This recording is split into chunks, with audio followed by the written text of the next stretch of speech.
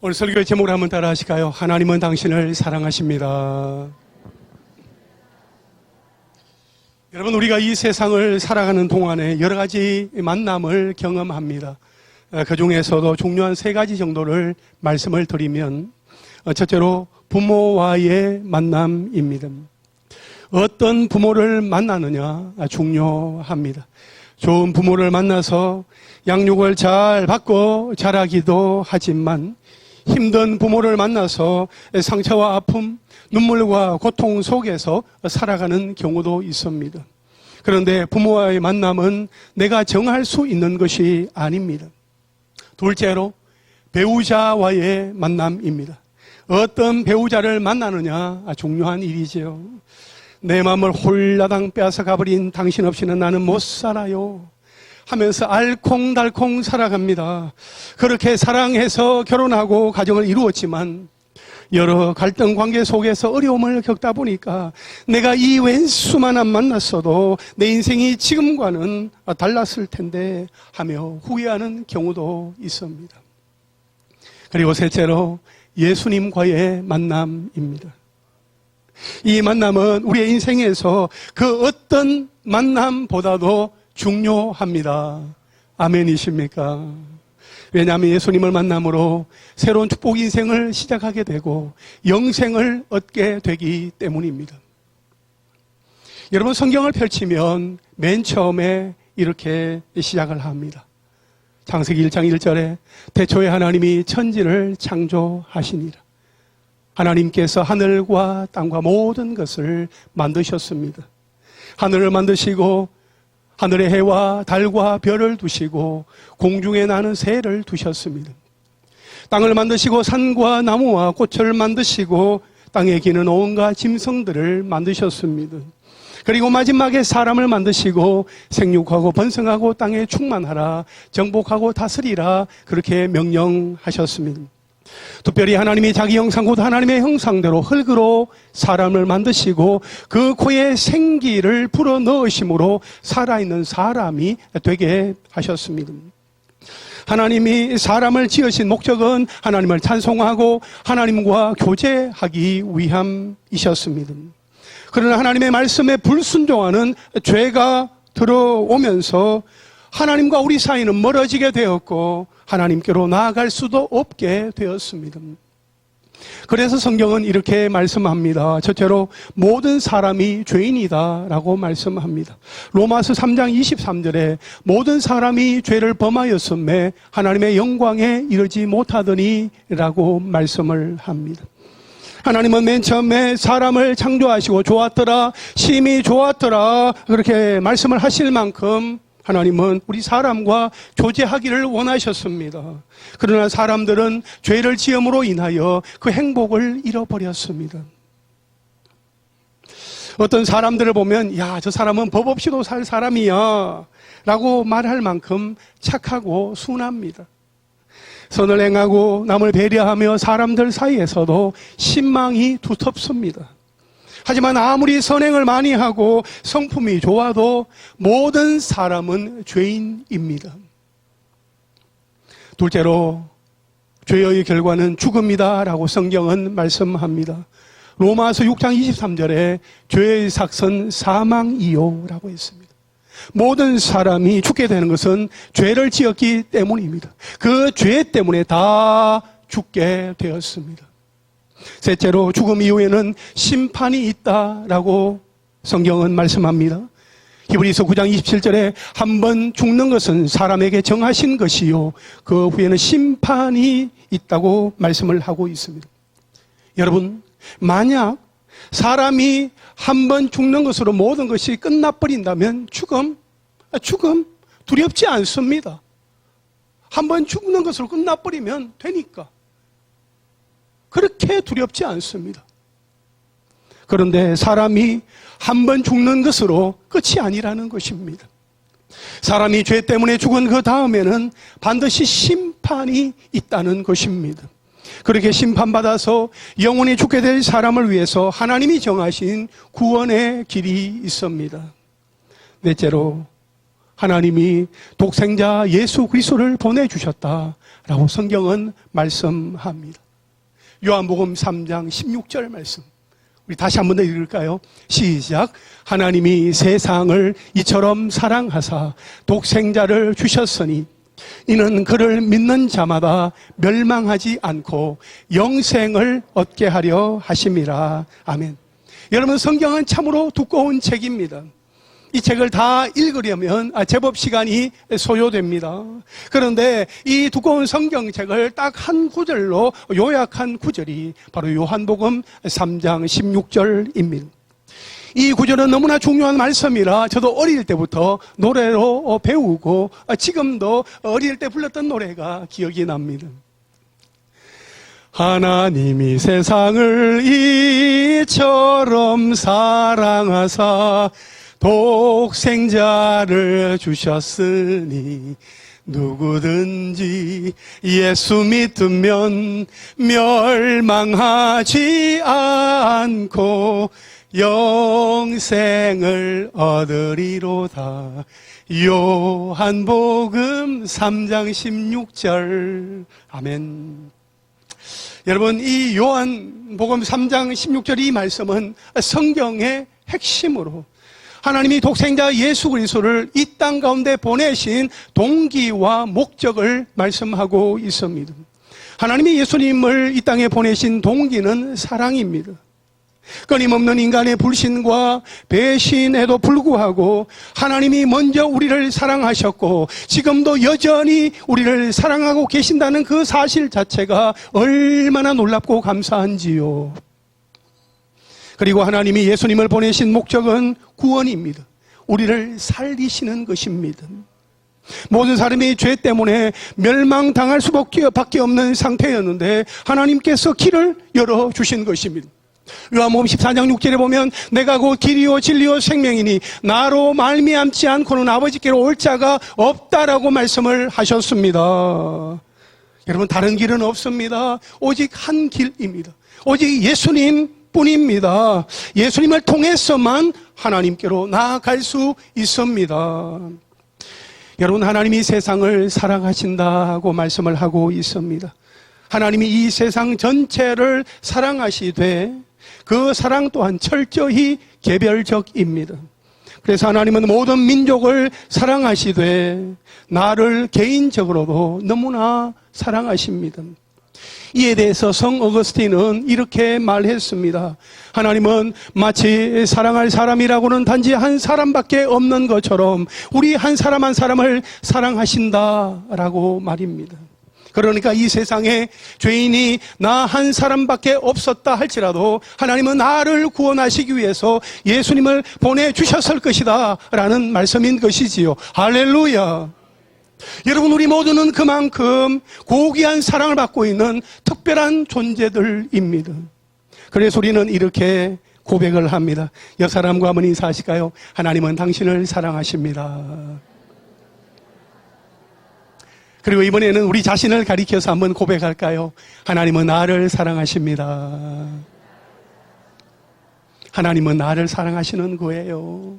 여러분, 하나님이 우리를 구원하시려고 정하신 그 방법은 독생자 예수 그리스도이십니다. 죄 없으신 예수님이 우리의 죄를 대신 지고 십자가 위에서 피 흘려 죽으심으로 우리의 죄를 다 씻어주시고 의롭다 하시며 하나님의 자녀가 되는 길을 열어주셨습니다. 조금 전에 무언극 보셨죠? 십자가에서 흘리신 그 사랑, 십자가에서 흘리신 그 피 때문에 나의 죄가 씻겨진 거예요. 우리 예수님 역할을 한 형제가 우리 백창선 형제인데 제가 그 품을 바라보면서 창선이 형 품에 안기고 싶어 막 그런 마음이 들었어요. 형 품에 안기고 싶어. 우리 창선이 형제가 연기한 그 품이 우리 하나님의 품이요 예수님 품이에요. 예수님 품에 안길 때에 예수님의 그 십자가의 그 피가 우리를 깨끗하게 씻어주신다는 것입니다. 할렐루야. 여러분, 죄 씻음 받는 것이 너무나 중요한 거예요. 죄 씻음을 받지 못하면 하나님께로 나아갈 수도 없고 하나님 앞에 예배할 수도 없으며 하나님과 교제할 수도 없어요. 우리의 죄, 나의 죄를 씻음받는 것이 너무 중요합니다. 예를 들어서 어린아이가 놀이터에서 뛰어놀아요. 그러다 보면은 손과 발이 더러워지지요. 옷에 오물도 묻습니다. 그걸 뻔히 보면서도 아무렇지도 않은 듯이 괜찮아 하면서 손잡고 방으로 데리고 들어갑니까? 그렇게 하지 않지요. 어떻게 합니까? 집으로 데리고 들어가서 먼저 깨끗하게 씻깁니다. 그리고 옷을 갈아입혀요. 그리고 맛있는 음식을 먹이고 방으로 데리고 들어가서 따뜻한 이불을 덮어주지요. 우리 하나님도 마찬가지이십니다. 우리에게 죄가 있는 상태로, 우리의 마음에 죄가 덕지 붙어있는 그 상태로 천국에 들어가게 하시지 않습니다.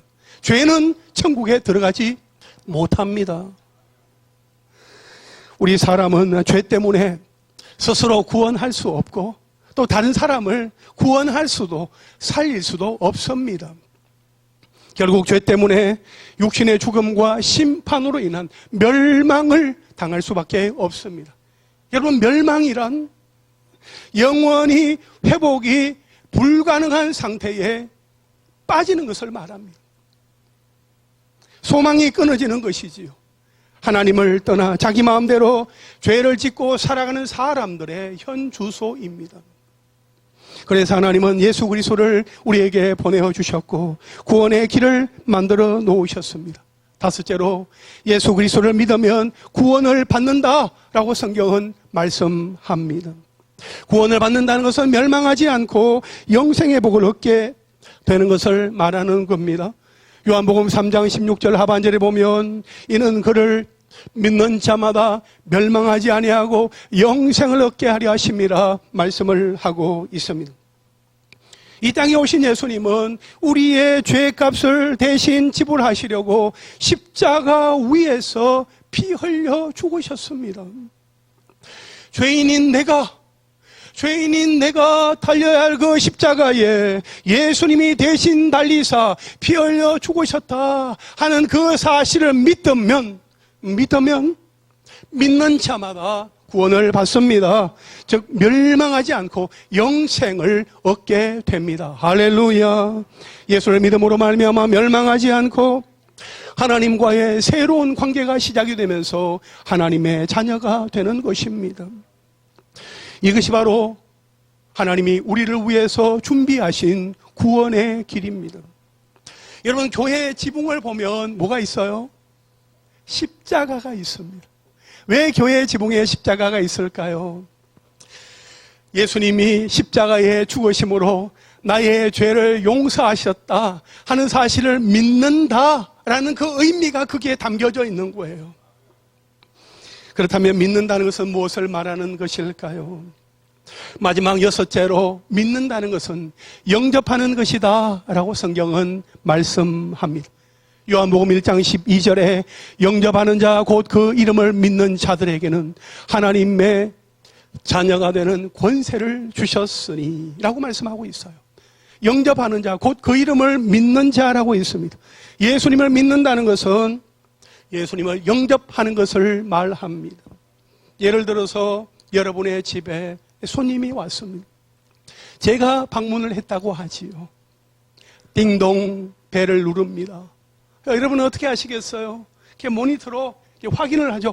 어이구, 목사님 오셨네. 이렇게 문을 열면서 목사님 오셨네요. 어서 들어오세요. 이렇게 문을 열고 방 안으로 모셔드리면서 여러분의 그 거실로, 방 안쪽으로 저를 앉도록 하지 않겠습니까? 여러분, 그게 바로 영접입니다. 영접이라고 하는 것은 거절하지 않고 거부하지 아니하고 받아들이는 것을 말합니다. 나는 예수님을 믿습니다. 나의 죄를 위해 십자가에 달려 죽으시고 다시 사신 예수님을 믿습니다. 나도 구원받고 하나님의 자녀로 살고 싶습니다. 나는 예수님을 환영합니다 하는 것이 바로 영접입니다. 여러분, 영접에서 중요한 것은 내가 먼저 마음의 문을 여는 것입니다. 물론 예수님은 나에게 오셔서 먼저 내 마음의 문을 열고 훅 들어오실 수도 있지만 예수님은 내가 먼저 마음의 문을 열고 예수님을 영접할 때까지 기다려 주십니다. 예수님은 인격적인 분이시거든요. 내 마음과 내 생각과 내 뜻을 존중하시면서 예수님을 내 마음 가운데 모셔드리기를 원하시면서 예수님은 계속해서 나를 기다려 주시는 거예요.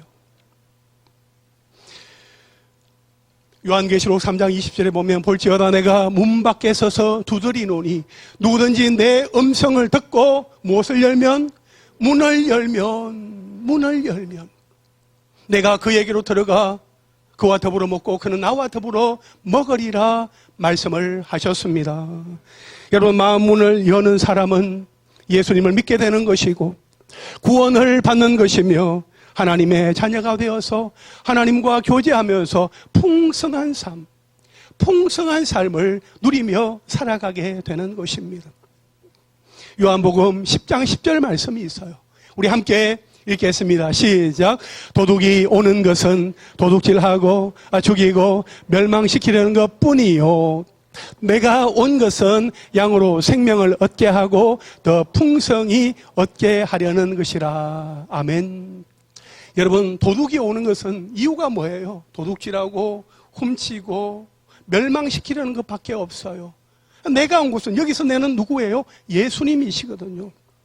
예수님이 오신 것은 양과 같은 우리를 살리시고 우리에게 먹이시면서 더 풍성한 삶을 살 수 있도록 돕기 위해서 오셨다 하는 거예요.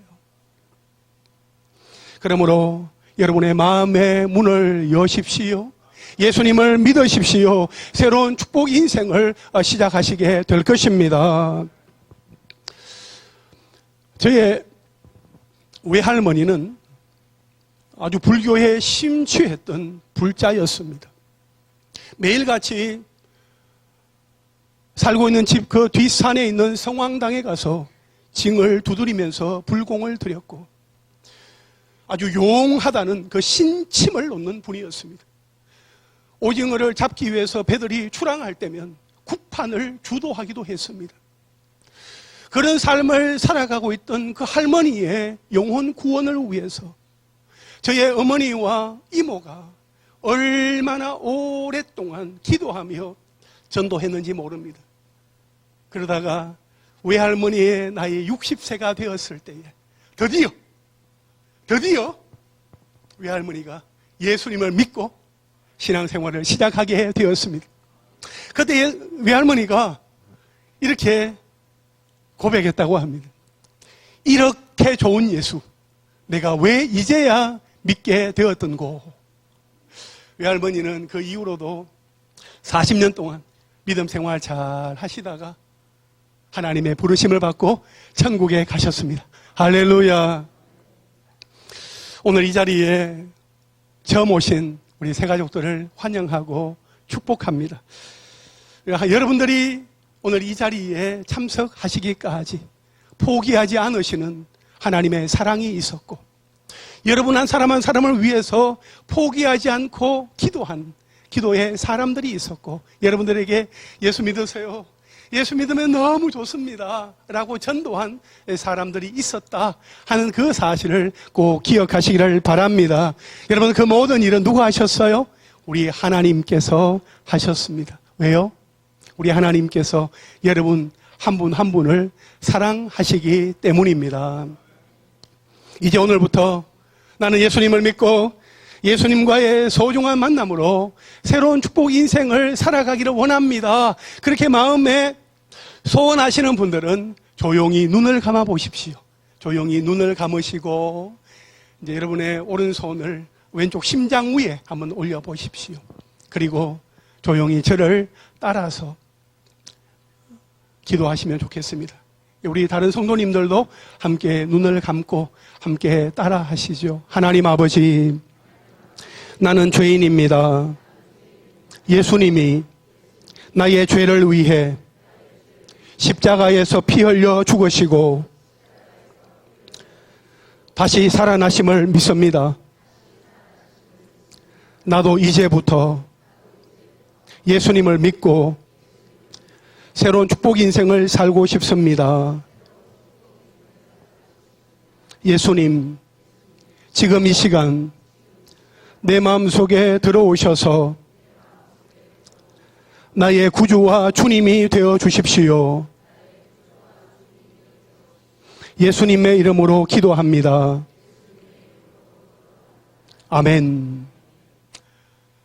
여러분, 저를 따라 기도하실 때 예수님, 지금 이 시간 내 마음속에 들어오셔서 나의 구주와 주님이 되어 주십시오 라고 따라 하셨죠. 여러분, 예수님 어디 계세요? 예수님 어디 계세요? 그렇습니다. 지금 내 마음속에 영으로 함께하고 계십니다. 입술의 고백이 중요한 것입니다. 내 입술로 따라할 때에 예수님이 내 마음속에 들어오셔서 나와 함께하여 주십니다. 여러분, 예수님이 내 마음속에 들어오셨다 하는 것은 내 인생의 주인이 바뀌는 것입니다. 지금까지는 내가 주인이었으나 이제부터는 예수님이 내 마음의 주인이 되시는 것입니다. 여러분, 예수님을 믿는다는 것은 내 삶의 방식을 바꾸겠다는 것입니다. 지금까지는 내가 생각하고 판단하고 결정하고 집행했습니다. 그러나 이제는 하나님께 묻고 하나님의 뜻을 기다리며 하나님의 방법대로 살겠다고 하는 거룩한 결단입니다. 그렇습니다. 예수님을 믿는다는 것은 내 삶의 주인이 바뀌는 새로운 삶의 시작입니다. 그 놀라운 은혜와 기쁨, 감사와 감격을 누리며 살아가시기를 간절히 바랍니다. 오늘 이 자리에 처음 오신 분들, 또 새 가족으로 오신 분들은 우리 하나님께서 보내어 주신 줄로 믿습니다. 이제 여러분들이 예수님을 믿고 새로운 축복 인생을 살고 싶다고 기도를 따라하신 그대로 예수님 안에서 세상이 줄 수도 없고 세상이 알 수도 없는 참된 평안과 행복을 누리며 새로운 삶의 주인공, 축복의 주인공으로 살아가시기를 간절히 바랍니다. 저희 교회가 성심으로 돕도록 하겠습니다. 이제 마지막으로 우리 옆에 계신 분들과 한번 인사하실까요? 하나님은 당신을 사랑하십니다. 아멘이십니까? 하나님께서 나를 사랑하시는 거예요. 예. 하나님께서 세상의 모든 사람들, 모든 민족, 모든 열방을 하나님께서 사랑하시면서도 또 한 사람, 나 한 사람에게 하나님은 주목하시고 하나님은 놀라운 일들을 행하시며 저 천국으로 인도하여 주신다는 것입니다. 여러분, 예수를 믿을 때의 그 행복과 그 기쁨은요, 천국에 가서만 누리는 것이 아니라 이 땅에 살아가면서도 그 천국의 예고편을 우리는 경험하면서 살아갈 수 있는 사람들입니다. 예수 믿는 사람들. 예수 믿는 사람들은 세상의 가치관과 다르게 성경적인 가치관을 가지고 살아가는 거예요. 여러분과 함께 하실 하나님을 기대합니다.